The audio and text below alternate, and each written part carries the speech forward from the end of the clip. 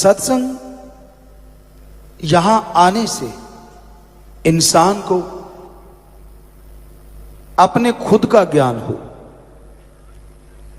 कई बार लोग इतना ज्ञान हासिल कर लेते हैं, आलम फाजिल बन जाते हैं, लेकिन खुद का ज्ञान, मैं कौन हूं, मैं कैसा हूं, मैं क्या क्या करता हूं, इस बारे से लोग अनजान रहते हैं। सत्संग एक ऐसी जगह है, यहां आने से इंसान को समझ आती है कि हां,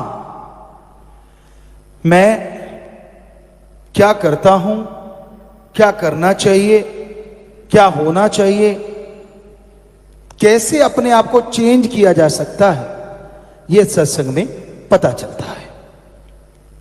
इंसान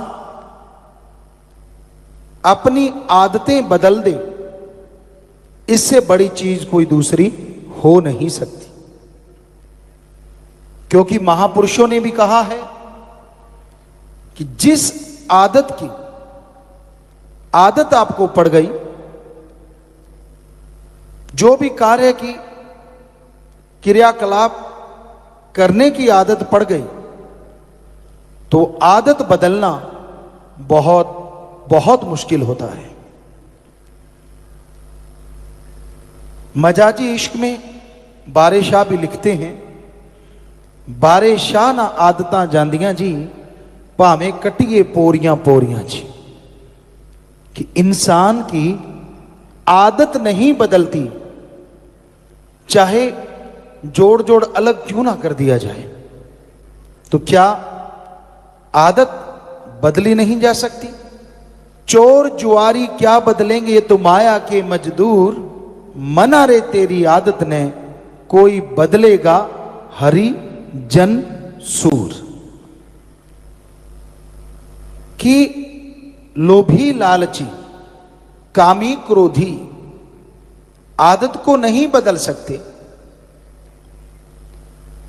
आदत को बदल सकता है जो कोई योद्धा शूरवीर है, या भक्त जो ईश्वर की भक्ति करता है,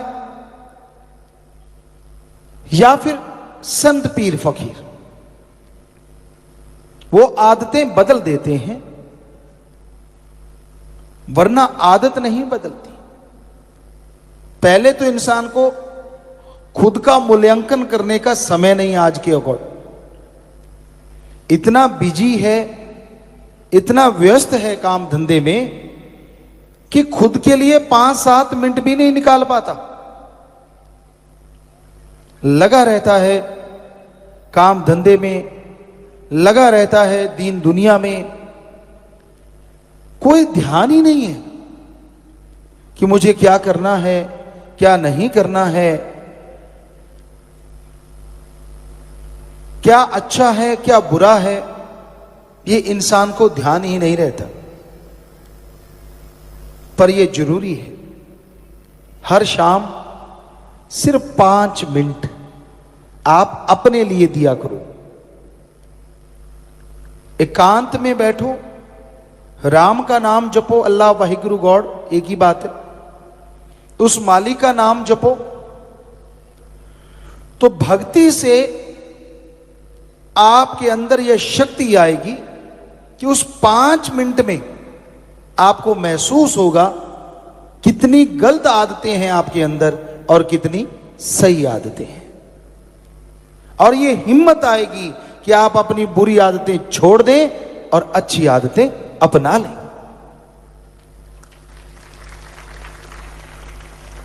इंसान की फितरत है, जो वो गाता है काफी हद तक चला जाता है। यानी जो खुद के अंदर देख के गाता है वो चला जाता है, और दूसरों के अंदर अगर देखता है तो वो खुद के अंदर आ जाता है। इसलिए कभी अपने गुणगान ना ज्यादा गाओ, क्योंकि आपके अंदर से गुण चले जाएंगे, और दूसरों के अवगुण ना गाओ, क्योंकि वो आपके अंदर आ जाएंगी। गाना है तो दूसरों के गुण गाओ ताकि वो आपके अंदर आ जाएं और आप भी गुणवान बन जाएं। हिम्मत है तो अपनी बुराइयां अपने सामने गा लो, शीशे के सामने खड़े हो जाओ, हाँ यार मेरे में ये गलत आदत है, मुझे बदलनी चाहिए, तो खुद की गाई हुई चीजें चली जाती हैं, तो वो अवगुण आपके चले जाएंगे, आदतें धीरे धीरे बदल जाएंगी। तो आदत को बदलने के लिए मेथड ऑफ मेडिटेशन, पवित्र वेदों में लिखा है गुरु मंत्रा,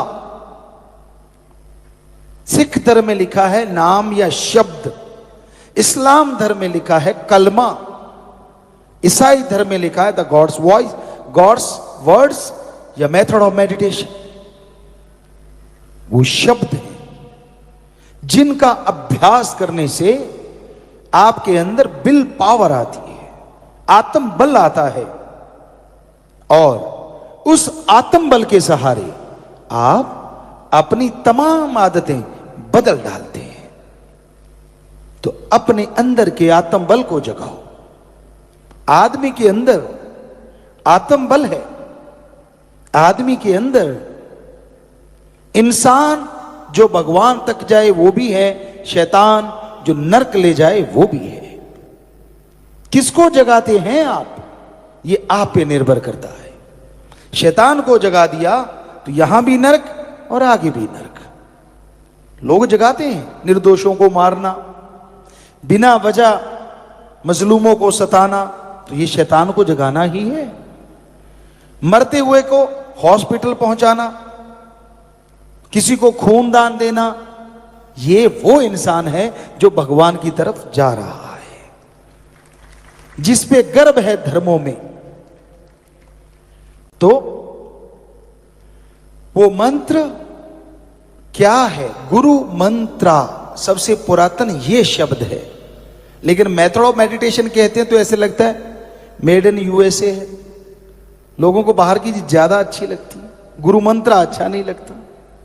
जबकि गुरु मंत्रा ही सबसे पहला शब्द था जो पवित्र वेदों में था, हजारों साल पहले।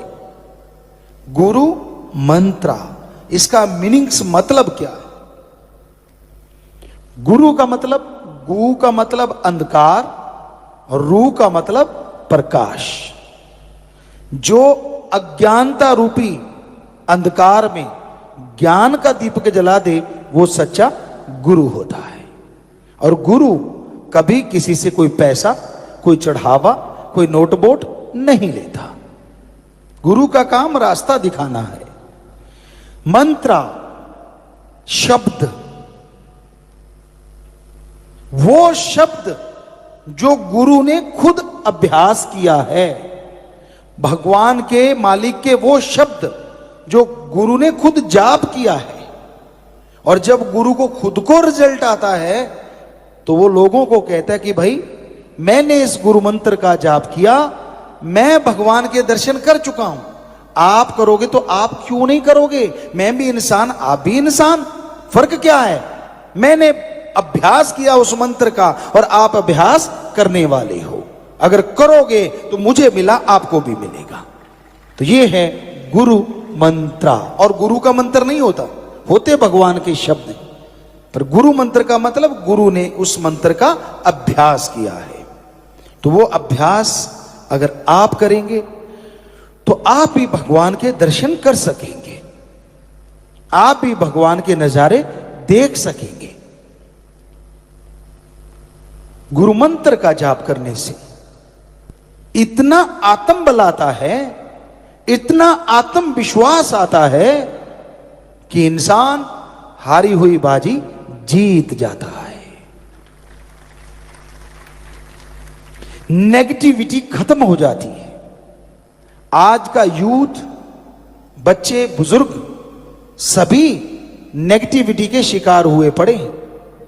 पेपर देने जा रहा है, यार फेल ना हो जाऊं, खेलने जा रहा है, मैं हार ना जाऊं, दोस्ती मित्रता है, कहीं टूट ना जाए। मतलब नेगेटिविटी पहले है। इस नेगेटिविटी को खत्म करने के लिए आत्मबल जरूरी है, पॉजिटिव।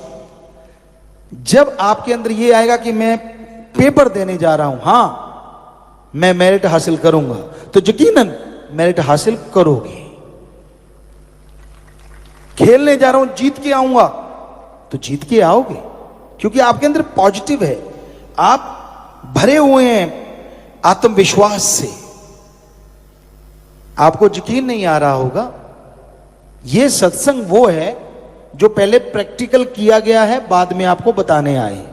हमने प्रैक्टिकल किया है, हवा में बातें नहीं कर रहे। हम 30 नेशनल गेम खेले हैं और हमेशा पॉजिटिव होके जाते थे, और किसी दूसरे साथियों की वजह से हारे वो एक अलग चीज है, लेकिन हम जीत के ही आया करते थे। 30 नेशनल गेम सिंगल जो होता था तो ज्यादातर जीतते थे, टीम वर्क में कभी ना कभी हार भी आती थी, क्योंकि टीम है, 10 प्लेयर हैं, कभी 11 हैं, कभी 7 हैं। सो कहने का मतलब हमने practically method of meditation life में प्रैक्टिकल जो किया है वो आपको बताने आए हैं। कभी भी नेगेटिव ना बन के जाओ। हमने अभी देखा भगवान की कृपा से, शास्त्राम शाह मस्तान जी जो हमारे गुरु, उनकी कृपा से कैंसर 4थे स्टेज का बड़े बड़े डॉक्टर जवाब दे देते हैं कि घर ले जाओ, सेवा करो। लोग हमारे पास आते, हमने कहा हम जवाब नहीं दे सकते, क्योंकि भगवान कुछ भी कर सकता है, हमारे में कोई ताकत नहीं। हम आपको राम का नाम बताएंगे, आप जाप करना, अगर श्रद्धा बन गई तो ठीक हो जाओगे। तो हजारों लोग वहां इस तरह के रोगी बिल्कुल ठीक हो जाते हैं। इसकी वजह है आत्मविश्वास। उनके अंदर आ जाता है कि मैं नहीं मरूंगा, मुझे कोई मार ही नहीं सकता। यह भावना आई नहीं कि पहले जो ड्रिप लगाते थे, बोतल लगाते थे, उसका असर नहीं था, टेबलेट भी असर करना शुरू कर देती है, क्योंकि आत्मविश्वास आ गया, जिंदगी जीने की ताकत आ गई। तो यह आत्मविश्वास खरीदा नहीं जा सकता। कहीं बाजार में जाओ, पूरी दुनिया में जाओ, आपको आत्मविश्वास बेचने वाली दुकान नहीं मिलेगी। एलोपैथी, आयुर्वेदा, होम्योपैथी, नेचुरोपैथी, कोई भी पद्धति ले लीजिए, किसी के पास आत्मबल को बढ़ाने का टॉनिक नहीं है।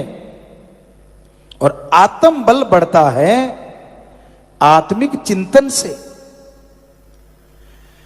आत्मिक चिंतन होता है राम के नाम से। परमात्मा का नाम लोगे तो आत्मिक चिंतन होगा, और आत्मिक चिंतन होगा तो आपके अंदर विल पावर आएगी। कभी बाजी हार के मत बैठो। जिंदगी कितनी है ये तो राम जाने, पर एक कहावत है, जब तक सांस तब तक आस। क्यों नेगेटिव हो कि क्यों बैठे हैं आप? कुछ नहीं हुआ, हुआ होगा, नियति ने लिखा होगा। पर अगर राम का नाम जपो तो आप अपनी तकदीर बदल सकते हो। मनुष्य को यह अधिकार है कि वो अपनी तकदीर बदल सकता है। पशु पक्षी परिंदे कीट जीव जंतु किसी को अधिकार नहीं। आपने सुनी होगी ये कहावत, जो भाग्य में लिखा है वो मिल जाएगा, जो तकदीर में लिख दिया ईश्वर ने उससे कम ज्यादा नहीं मिलता। ये सही नहीं है, ये सही नहीं है। भाग्य में लिखा है वो मिलेगा, लेकिन क्या लिखा है पवित्र वेदों में? हिम्मत करे अगर इंसान तो सहायता करे भगवान। हिम्मते मर्दा मदद दे खुदा। अगर हिम्मत करोगे तो आप अपनी तकदीर खुद लिख सकते हो, खुद बदल सकते हो। इसलिए हाथ पे हाथ रख के बैठो मत, मेहनत करो, हार्ड वर्क करो। मान लीजिए आप सो रहे हैं और ईश्वर से प्रार्थना करते हैं, ईश्वर मेरा साथ दे।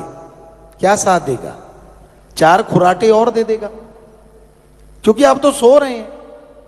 आप मेहनत कर रहे हैं और ईश्वर से प्रार्थना करते हैं, ईश्वर मेरा साथ दे। आपने 90% मेहनत की, भगवान 100% फल दे देगा। मेहनत तो हमें करनी पड़ेगी ना। आप पढ़ाई कीजिए, ठीक है, आपने पढ़ाई की कि मैं 70% ले आऊंगा, ईश्वर से प्रार्थना करके जाइए, हो सकता है वो 85% ला दे, पर आप पढ़ते ही नहीं। बुक्स पे इतनी इतनी मिट्टी चढ़ी हुई है और ईश्वर से कहते हो भगवान साल हो गया मैं पढ़ा नहीं, इस बार धक्का लगा दे, अगली बार बस तेरा राम नाम जपा करूंगा और पढ़ाई किया करूंगा। तो ये तो भगवान को झांसा देना है भाई, सही बात नहीं है, ये गलत है। आप ऐसा नहीं कर सकते, मेहनत आपको करनी पड़ेगी। फिर फल ना मिले तो कहिए, कई बार ऐसा होता है, आप में से कुछ सज्जन बैठे होंगे, कहते हैं हम मेहनत बहुत करते हैं, हाथ अगर सोने को डालते तो मिट्टी हो जाता है। बहुत मेहनत करते हैं पर फल उतना नहीं मिलता, सच है, ऐसा होता है, इसमें कुछ झूठ नहीं। जो आप कह रहे हो वो सही है, लेकिन क्यों ऐसा क्यों होता है?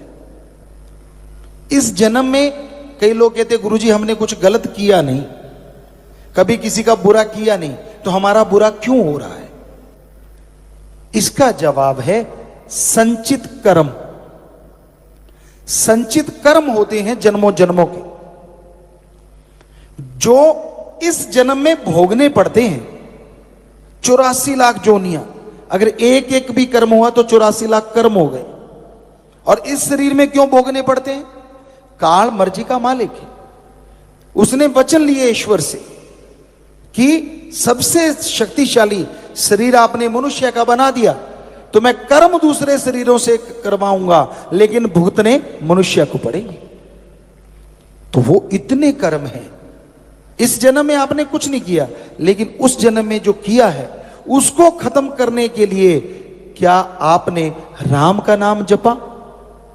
क्या कुछ भक्ति करी? ईश्वर का नाम लेके, ईश्वर के नाम के साथ आप जुड़े? क्योंकि जो संचित कर्म है उनको खत्म करने के लिए राम नाम के अलावा कोई और तरीका नहीं है।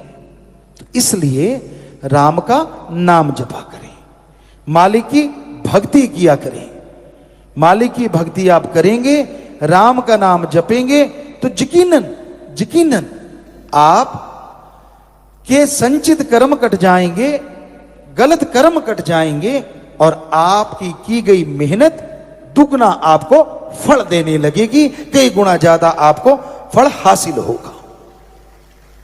तो इसलिए जरूरी यही है कि आप अपने विल पावर को बढ़ाने के लिए, अपने आत्मबल को बढ़ाने के लिए 10 मिनट तो दे ही सकते हैं ना। आप अपनी बॉडी के लिए कितना टाइम देते हैं? आप सुबह उठना, फ्रेश होना, नाश्ता करना, नहाना, सजना संवरना, कपड़े पहनना, फिर खाना, फिर कुछ ना कुछ, फिर खाना, लेकिन शरीर और आत्मा दो अलग राहों पे जब चल पड़ते हैं तो बीमारियां पैदा हो जाती हैं, कई परेशानियां हो जाती हैं। शरीर को सजाओ संवारो, हम रोकते नहीं, जितना मर्जी सजाओ, जितना मर्जी संवारो, कोई हर्ज नहीं। लेकिन जिसकी वजह से शरीर स्वस्थ रहता है, जिसकी वजह से शरीर को बीमारियां ना लगें, उस आत्मा की खुराक सिर्फ एक ही है, और वो है राम अल्लाह वाहिगुरु गॉड का नाम।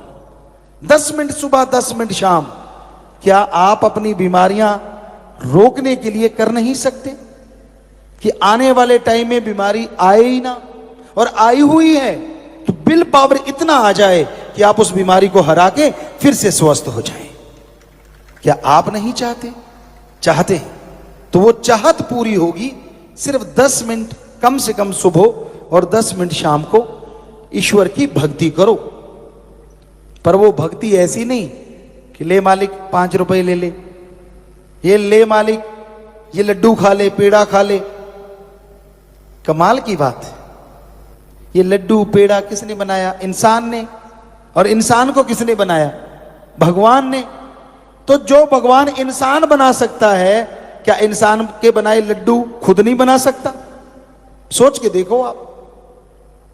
ये आपका दिल खुश करने के लिए, या यूं कहिए एक नई सी चीजें बनी हुई हैं, लोगन राम खिलौना जाना। भगवान कभी किसी से पैसा नहीं लेता, कोई चढ़ावा नहीं लेता। पवित्र वेदों में लिखा है भगवान से मांगो, ध्यान से सुनिएगा, पवित्र वेदों में लिखा भगवान से मांगो अच्छी धरती, उपजाऊ धरती, अच्छा पानी, अच्छा स्वास्थ्य, अच्छी संतान। अरे भगवान से मांगना है तो भगवान को मांगो। कहीं नहीं लिखा भगवान को कुछ दो, कहीं नहीं लिखा। और यही बात सभी धर्मों में आती है। अल्लाह ताला रहमो करम का दाता है।